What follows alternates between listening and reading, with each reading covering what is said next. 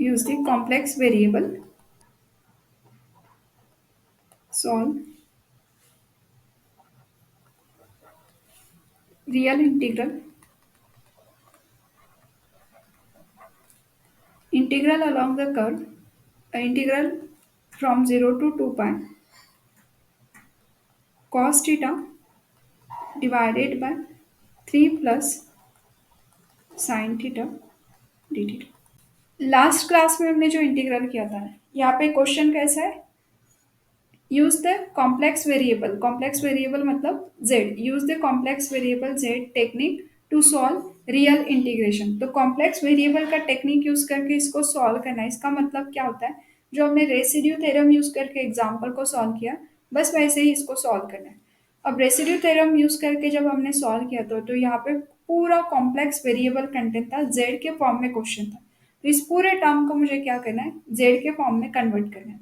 और z के form में अगर मुझे कन्वर्ट करना है तो वी नो दैट हम थीटा वाली टर्म को अगर z में कन्वर्ट करना है तो we can put E raise to power I theta equals to z। So इस इंटीग्रेशन में स्पेशलिटी क्या है, अलग से क्या हो रहा है, तो जब भी आपके न्यूमरेटर में ये कंसेप्ट याद रखना, आपके लास्ट क्लास में मैंने जो एग्जाम्पल दिए थे, इवन आपको जो मैंने होमवर्क का एग्जाम्पल दिया था उसके न्यूमरेटर का जो टर्म था ना, वो यहाँ पे 1 था और इसमें कॉस थीटा कंटेन है। सो न्यूमरेटर में अगर कॉस थीटा या फिर साइन थीटा कंटेन है तो इस टर्म को ई में कन्वर्ट करना है।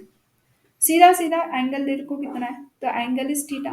तो दिस इंटीग्रल जो है ना, 0 to 2 पाई, ये जो हमारा क्वेश्चन है cos theta divided by 3 plus sin theta d theta. तो numerator whenever it contain sin और कॉस, ये साइन अदरवाइज कॉस ऐसा टर्म अगर न्यूमरेटर में कंटेन है तो इसको क्या करोगे, कन्वर्ट कर दो ई के फॉर्म में। अब ई रेस टू पावर के फॉर्म में कन्वर्ट करना है तो ये एंगल कितना है, थीटा, तो ये हो जाएगा integral 0 to 2 pi e raise to power I theta divided by 3 plus sin theta. But actual integral तो ये नहीं है ना, क्योंकि e raise to power I theta मतलब क्या होता है, cos theta plus i sin theta. और ये जो ई रेस टू पावर वाला टर्म है, इसका अगर एक्सपांशन ये वाला टर्म है तो इसका रियल पार्ट क्या होता है, ये real part of E raise to power I theta is nothing but a cos theta. Real part मतलब जिसके पास में आई नहीं है ना, तो ये रियल पार्ट वाला टर्म है कॉस थीटा। और imaginary part of E raise to power I theta, इसका मतलब होता है साइन थीटा। सो ये अगर आपको कंसेप्ट समझ में आती है तो ये इंटीग्रेशन हमारे गिवन इंटीग्रेशन को तब तक के इक्वल नहीं होगा जब तक कि आप यहाँ पे नहीं लिखते real part of. So real part of this integration is nothing but our actual integration। क्योंकि इस इंटीग्रेशन का अगर रियल पार्ट उठाओगे तो न्यूमरेटर में क्या आ जाएगा, कॉस, मतलब यही सेम इंटीग्रेशन को जस्ट ई के फॉर्म में एक्सप्रेस किया। तो ये होगा हमारा फर्स्ट स्टेप। तो नाउ हियर हमें नेक्स्ट स्टेप में क्या करना है, we have to convert whole integration in the form of z. So here put E raise to power I theta equals to z. Last time भी हमने क्या किए थे, directly e raise to power I theta को z put up किया था। So we get d theta equals to d z divided by z i. And sine theta equals to क्या होता है, so here sine theta is our z square -1 divided by 2 i z. ये values आपको याद ही करना पड़ेगा क्योंकि बार बार हम सिंप्लीफाई करते वक्त टाइम नहीं वेस्ट कर सकते हैं। तो अगर e raise to power I theta को जेड पुटअप कर रहे हैं तो डी थीटा हो जाएगा d z divided by z i, और साइन थीटा हो जाएगा दिस वन। सो इस स्टेप में हमें पुटअप करना है। तो here i is equals to real part of integral along the curve, numerator में था e raise to power I theta, इसका इंटीग्रेशन में जो कि हो जाएगा z। So here z divided by 3 plus sign theta, directly क्या है यहाँ पे 3 प्लस साइन थीटा, और साइन थीटा का वैल्यू है z² -1 divided by 2i z। So here sin का वैल्यू पुट अप कर रहे हैं. Sine is our z square minus one two i z and d theta is our d z divided by i z. ना here cross multiplication आगे का process हमने जो last class में किया था बस वैसे ही है. इसमें सिर्फ रियल पार्ट का एक कंसेप्ट एक्स्ट्रा आ गया. रियल पार्ट ऑफ हियर इस टर्म को अगर क्रॉस मल्टीप्लाई कर देते तो z upon two into three six i z plus z square minus one divided by two i Z D z divided by i Z. अब ये जो term है टू आई जेड तो ये आई जेड कैंसिल आउट हो जाएगा. Real part of integral along the curve to z divided by six i z plus z square minus one dz. Now solve this integral. तो to solve this integral we have to use residue theorem. तो इसके लिए given जो integration वाला term है वो function कब analytic नहीं रहेगा वो चेक करना है. तो हियर नाउ डिवीजन के टर्म को फैक्टराइज कर देते हैं equate to zero. So here it is a z equals to minus b plus minus square root of b square मतलब ये minus 36 plus four b square minus four a c divided by twice a. इसको अगर आप simplify करोगे तो ये minus six i plus minus this is our root of यहाँ पे आ जाएगा माइनस 32 डिवाइडेड बाई टू. इसके नेक्स्ट स्टेप में आपको क्या करना है. ये 32 we can write 8 into four. अगर ये 32 को आपने 8 इंटू फोर कर दिया तो 8 i because of this minus sign and root of four मतलब टू डिवाइडेड बाई टू. ना ये टू से अगर इस टर्म को कैंसिल आउट करते हैं तो अवर जेड इक्वल्स टू हो जाएगा minus three i plus minus root eight. सो अगर minus three i plus minus root eight आई ये वाला टर्म है तो इसका मतलब है हमारा जेड हो गया z is equals to minus three i plus minus here root of 8i.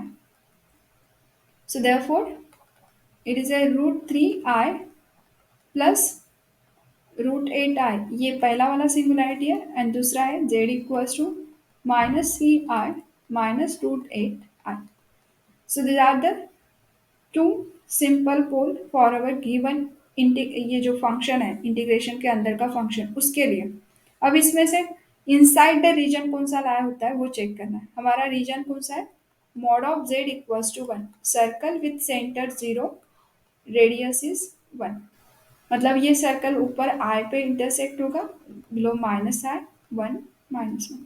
अगर ये दोनों पॉइंट में आए तो we can write it is a minus three plus root eight i और दूसरा पॉइंट हो जाएगा z equals to minus three minus root eight i. Here root eight का वैल्यू अगर टू पॉइंट समथिंग है तो ये माइनस थ्री माइनस टू तो it is a minus five. मतलब ये तो सर्कल के इनसाइड आने वाला नहीं. और माइनस थ्री में से अगर टू पॉइंट समथिंग निकाल दोगे तो वो हो जाएगा जीरो पॉइंट समथिंग. मतलब ये वाला जो है ना z equals to minus three plus root eight i lies inside our region inside mod of z equals to one. तो ये वाला सिंगुलरिटी सर्कल के इनसाइड ला होता है तो इसी के अलॉन्ग हम सॉल्व करेंगे. सो इसका फाइंड आउट करना है residue for z equals to minus three plus root eight i. तो by definition it is a limit z tends to minus three plus root eight i. Here z minus तो ये minus हो जाएगा quantity. So z minus minus three plus root eight i into function. Function मतलब integration के अंदर content वाला पूरा term. तो ये वाला जो हमारा फंक्शन है into function. So it is a function is our 2z divided by, division के टर्म को हमने ना, इसी टर्म को हमने फैक्टराइज करके रखा है, और देखो यहाँ पे जेड स्क्वायर का कोएफिशिएंट 1 है, वो 1 होना मस्ट है, नहीं तो आगे की कुछ स्टेप गलत होने के चांसेस होते हैं। सो ये फैक्टर हमने ऑलरेडी निकाल के रखे हैं। इन्हीं फैक्टर्स के हेल्प से आप ये क्या कर सकते हो, we can write it is a division term is z minus -3 plus √8 I into z minus -3 minus √8 I। ये सेकेंड ब्रैकेट से माइनस कॉमन निकालो तो यहाँ पे हो जाएगा plus, and this quantity similar quantity get cancel. तो ये अगर टर्म को कैंसिल आउट करते तो remaining term is our limit z tends to -3 plus 8 into I twice z divided by z, इस ब्रैकेट से माइनस साइन को कॉमन निकालो, जैसे ही माइनस कॉमन निकालोगे तो इट बिकम +3 प्लस √8 I। इस I को मत छोड़ना, नहीं तो पूरा आंसर ही गलत होगा। अब अगर मैं इसमें ये पार्ट को पुटअप करती हूँ, z इक्वल्स टू वाला term, so we get it is a 2, z is our 3 plus root -3 plus √8,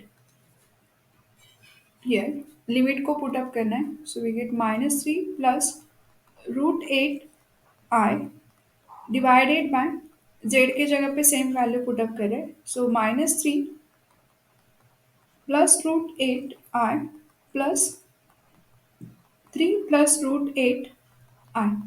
और ये जो डिवीजन का क्वांटिटी है दिख रहा है आपको, -3 और ये +3, ये जीरो हो जाएगा, सिर्फ 8 वाला टर्म रहेगा, और √8 दैट इज ए 2 टाइम्स √8। तो मैं इस टर्म को रीराइट कर रही हूँ नेक्स्ट पे।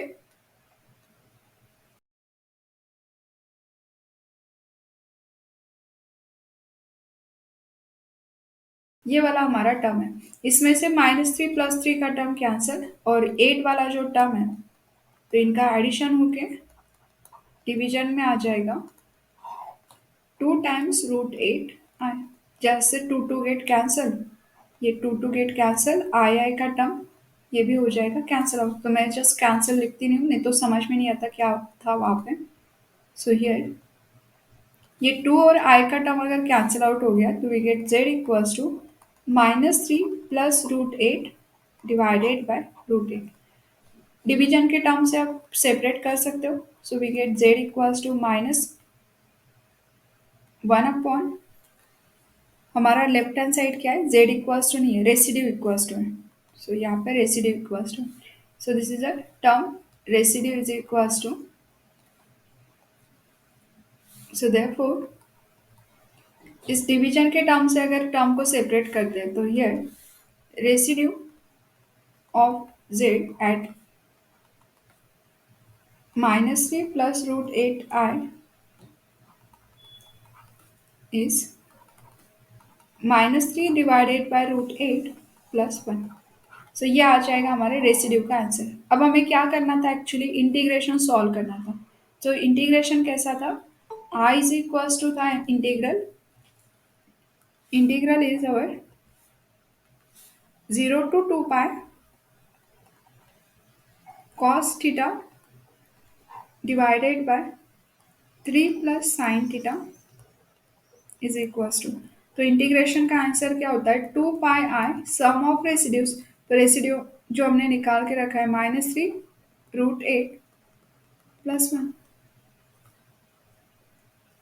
ये हो जाएगा हमारा रेसिड्यू। अब हमारे इसमें ना, हाँ यहाँ पे ना इंटीग्रेशन को हमने जो लिखा हुआ है, यस यहाँ पे एक टर्म छूट रहा है, so integral is equals to, हमने क्या लिखा है स्टार्टिंग से, हमने इस टर्म को इंटीग्रेशन को कन्वर्ट कर दिया real part of this term, और इस रियल पार्ट वाले इंटीग्रेशन को हम सॉल्व कर रहे हैं।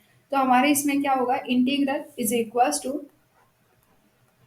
Real part of, real part of कौन से टर्म का, इंटीग्रेशन का, और इंटीग्रेशन हमने जो सॉल्व किया है, इस इंटीग्रेशन को सॉल्व करना, integration of this term is nothing but 2 pi I sum of residue, so here 2 pi I sum of residues, तो residue is -3 divided by √8 plus 1। अब इस क्वेश्चन ये जो टर्म है इसमें रियल पार्ट कौन सा है, real part of this bracket term कितना है, रियल पार्ट समझ में आता है सबको, z इक्वल्स टू अगर x प्लस आई वाई तो इसका रियल पार्ट ऑफ z क्या होता है, सिंपली x, और इमेजिनरी पार्ट ऑफ z मतलब क्या होता है, सिंपली y। तो i का कोएफिशिएंट मतलब imaginary part of z, and without i का कोएफिशिएंट मतलब रियल पार्ट। तो इसमें पूरे टर्म में आई मल्टीप्लीकेशन में, मतलब इसमें रियल पार्ट है ही नहीं, so real part of this integration is not exist, so it is A zero. मतलब आंसर ये जो है ना, इंटीग्रल 0 to 2 पाई, इस इंटीग्रेशन को अगर सॉल्व कर दे तो इसका आंसर कितना आ गया, zero. So this is zero is our final answer. Thank you. Like, share, and subscribe.